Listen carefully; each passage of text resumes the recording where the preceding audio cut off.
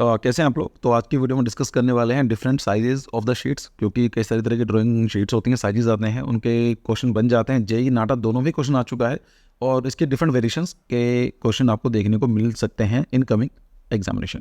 ठीक है, तो देखेंगे। एक तरीका ये है कि लिस्ट मैंने प्रोवाइड कर दिया, आपसे बोलूँ याद कर लो। दूसरा तरीका ये कि समझा दूँ मैं और आपको रटना नहीं पड़ेगा। एक बार एक चीज़ देखेंगे, एक चीज़ एक याद करना है, उसमें सारी शीट्स आपको ऑटोमेटिकली याद हो जाएंगी। ठीक है, देखो पहले हम समझते हैं कि क्वेश्चन किस तरह का आता है। जैसे लास्ट ईयर की बात आई गेस कि what is the size of the A2 drawing sheet, ऐसा क्वेश्चन पूछ लिया जाएगा। अब आपके पास एक ऑप्शन तो ये है कि ए नोट का ये है A1 A2 A3, इन सबको याद कर लीजिए। और आसान भी नहीं है, क्योंकि जो है काफ़ी लाइक इतने क्लियर साइजेस नहीं होते हैं कि like 1000 to 500 is very difficult to remember 594/841 mm, है ना। तो थोड़ा सा मुश्किल है। हम समझते हैं इसको कि ज़रूरत क्या होती है। देखिए पहले तो डिपेंडिंग आवर रिक्वायरमेंट, है ना। जैसे हम लोग फोटो क्लिक करते हैं, प्रिंट निकलवाते हैं, पासपोर्ट साइज़ अलग आता है, 8 इंच का लगाता है, 4 इंच का, 5 इंच का, 9 इंच का, डिपेंडिंग ऑन द रिक्वायरमेंट।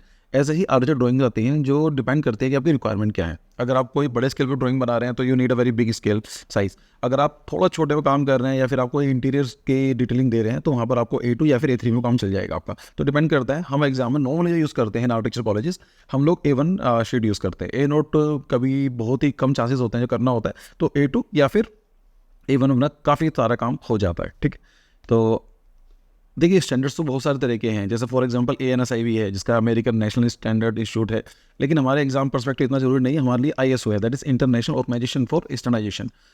इसको याद कर लीजिए। आई गेस ये 1947 में ये बनाया गया था एंड इसका हेडक्वार्टर है it is in Geneva, yes, Switzerland. तो ये भी याद कर लीजिए। अगर आपसे पूछ लिया जाता है कि where is the headquarter of the ISO, so it is full form पूछी जा सकती है। कब बना था? 1947 में। और उसका हेडक्वार्टर कहाँ पर देखने को मिलेगा? जेनेवे, विच इज़ इन स्विट्जरलैंड। ये आप याद कर सकते हैं इस एग्जाम उसके लिए। अच्छा, और ये भी नहीं है कि आपको इतना याद करना है कि इनमें दोनों हो गया। उसके बाद ही बहुत सारी आर्क है, E3 D3C, कई सारे तरह के आते हैं। लीगल भी आता है, A4 भी आता है, लीगल लेटर वगैरह सब आते हैं। लेकिन जो हमारे काम का है दैट इज ISO। ठीक है, तो समझते हैं। इसको याद करने का तरीका बताता हूँ। एक तरीका तो मैंने आपसे बताया कि यही है कि आपको लिस्ट मैंने दे दी, इसको याद कर लो, ये इसको समझ लेते हैं। देखो होता क्या है कि जो A नोट है, इसको A0 नहीं, A नोट बोलते हैं। A नोट का जो आधी शीट होती है उसको बोलते हैं हम लोग A1। मतलब ये पूरा जो साइज है ना, दिस इज A1। A1 का जो हाफ होता है वो होता है A2, A2 का हाफ होता है A3 और A3 का हाफ होता है A4। और ऐसे ही अगर मैं उसको हाफ कर दूंगा तो मैं A5 पहुंच जाऊंगा, उसको भी हाफ कर दूंगा तो A6 आ जाएगा मेरा। डिपेंड करता है। तो एक क्लू आपको मिल गया होगा कि अगर हम एक शीट को कोई भी याद कर ले, उसको हाफ करते चले जाएँ तो हमें मिल जाएगी। देखो आप सिंपल समझते हैं। ये यहाँ देखते हैं A नोट है। A नोट के जो साइज होता है 841/1189 mm। इसका मतलब क्या है, ये याद होना चाहिए, एक याद होनी चाहिए आपको। मुझे ये पता है कि इन दोनों से बड़ी डायमेंशन कौन सी है? 1200 जो डायमेंशन, उसको हाफ करेंगे 600 कुछ आएगी। तो यहाँ पर आ गया 594/841।